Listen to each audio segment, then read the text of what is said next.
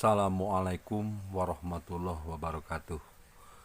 Jumpa lagi dengan saya di channel yang inspiratif, Abah, atau channel yang membahas seputar tanaman hias yang tengah digandrungi dan digemari oleh masyarakat di seluruh penjuru dunia. Oke, selamat siang Mas Bro, Mbak Sis, akang-akang, teteh-teteh.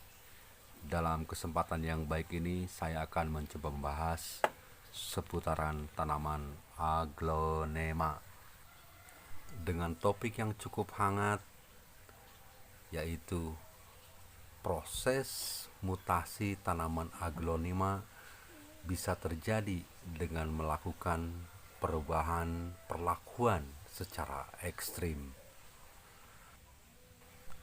Mungkin ada yang bertanya-tanya, kenapa topiknya mutasi tanaman aglonema?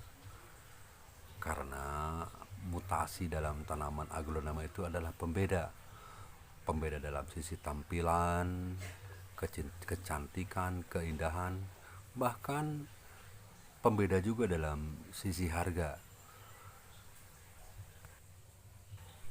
Sebagai contoh, apabila kita memiliki aglonema butterfly misalnya, kisaran harganya di pasaran satu pot itu sekitar 50.000 per pot. Tetapi jika kita memiliki tanaman aglonema butterfly yang sudah bermutasi, harganya bisa jauh lebih mahal, bisa 2 kali atau 3 kali lipatnya. Oke, selanjutnya kita mencoba membahas kenapa aglonema itu bisa bermutasi. Tanaman aglonema mutasi adalah tanaman yang berubah warna atau corak, bisa beberapa daun, bisa juga anakan, bahkan batangan juga bisa berubah. Sebagai pencinta aglonema, tentunya kita mengenal tokoh pemulia tanaman yang terkenal, yaitu Pak Greg Hambali. Dia mengatakan kalau perubahan sosok pada aglonema mudah sekali terjadi. Penyebabnya adalah jumping gen atau perubahan susunan gen DNA. Dan menurut beliau, hal ini terjadi karena beberapa faktor. Di antaranya adalah lingkungan yang ekstrim, pemberian hormon tertentu, atau tingginya variasi genetik akibat sering dilakukan persilangan. Bahkan perbanyakan terlalu tinggi juga dapat memicu perubahan wujud aglonema. Dalam literatur lain tentang mutasi aglonema, saya sempat membaca buku karyanya Bapak Insinyur Edi Sandra yang berjudul Aglonema, Teknik Baru dan Peluang Baru. Bapak Edi Sandra ini merupakan Kepala Unit Laboratorium Kultur Jaringan di IPB. Dalam bukunya beliau sempat mengatakan atau memberikan perumpamaan, mutasi dalam tanaman aglonema itu bagaikan kereta api yang melaju dengan cepat, dengan kencang, tetapi tiba-tiba berhenti. Nah, dengan berhenti mendadak itu, maka gerbongnya pasti akan berantakan. Itu sama halnya dengan gen di tanaman aglonema. Bila tanaman yang sedang tumbuh optimal tiba-tiba berbanyak secara vegetatif, maka akan terjadi hambatan yang mendorong perubahan gen. Apalagi sebelumnya tanaman dipicu tumbuh dengan hormon yang merangsang pembelahan sel dengan secara cepat. Kecenderungannya akan terjadi perubahan mutasi gen akan semakin dominan.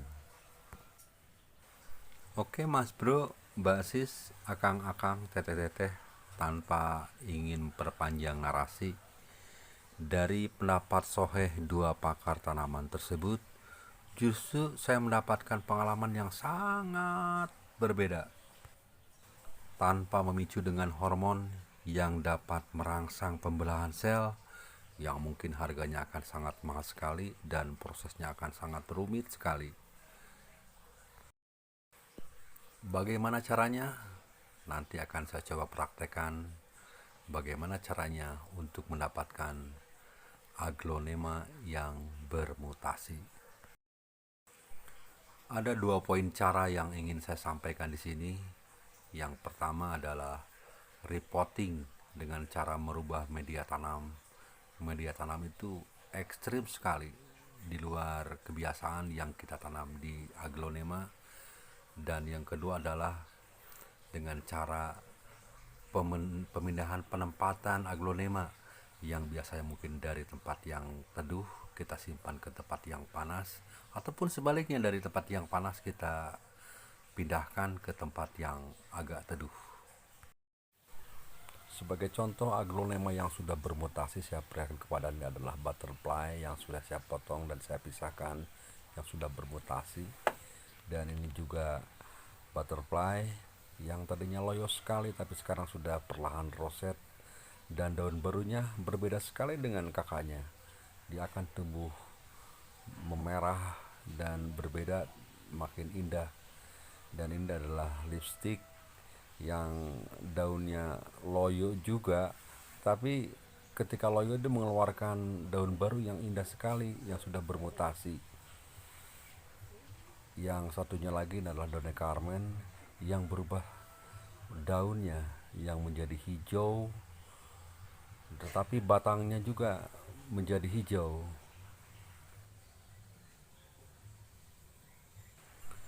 Oke Mas Bro, Mbak Sis, akang-akang teteh-teteh, tanpa berlama-lama kita langsung saja ke prakteknya.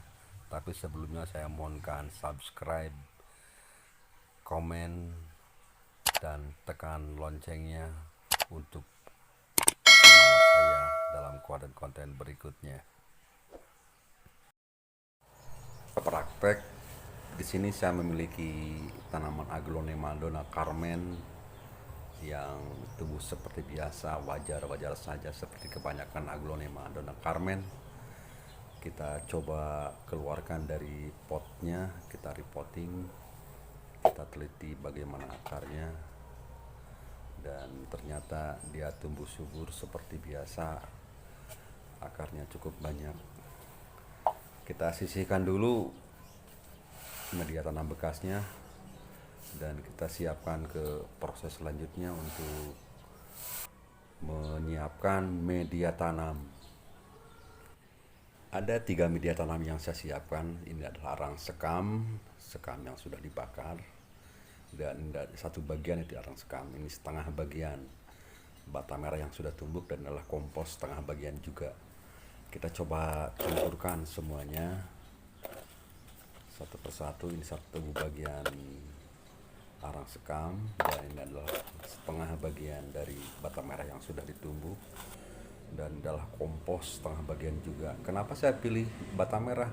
Bata merah adalah tanah biasa yang sudah dibakar, dia sudah menjadi bata dan nutrisinya berkurang. Kenapa menggunakan bata merah? Karena bata merah ini sumber nutrisi dari tanahnya sudah berkurang habis ya. Kita coba aduk semuanya 3 bagian tanaman itu, dan tetap kita aduk. Setelah itu kita coba tanam ulang, repotting tanaman aglonema yang tadi sudah kita bongkar dari potnya. Kita tanam dengan media yang sudah kita campur tadi pelan-pelan, dan kita harapkan pada saatnya nanti aglonema Dona Carmen bisa berubah. Bahkan saya akan terus melakukan penelitian untuk menghilangkan mitos bahwa mutasi itu tidak bisa diprediksi. Mutasi itu datang dengan sendirinya. Saya ingin memperlihatkan kepada Anda itu mutasi itu bisa kita atur, bisa kita persiapkan. Dan tanaman kedua yang ingin saya paksa untuk bermutasi adalah ini aglonema penerbachia. Saya kurang tahu ID-nya apa. Bagi teman-teman sahabat yang mengetahui ID dari aglonema ini silahkan tulis di kolom komentar. Tapi saya seperti tadi saya katakan bahwa saya ingin menghapus mitos bahwa aglonema itu tumbuh dengan sendirinya, tidak dapat kita prediksi. Saya ingin memperlihatkan kepada Anda bahwa aglonema itu bisa bermutasi dengan kita atur dengan ekstrim, dengan cara yang ekstrim, yaitu dengan melakukan perubahan penempatan tempat dan perubahan media tanam. Kenapa dirubah media tanamnya? Karena dengan bata merah itu penetrasi akar untuk mendapatkan nutrisi itu jadi berkurang.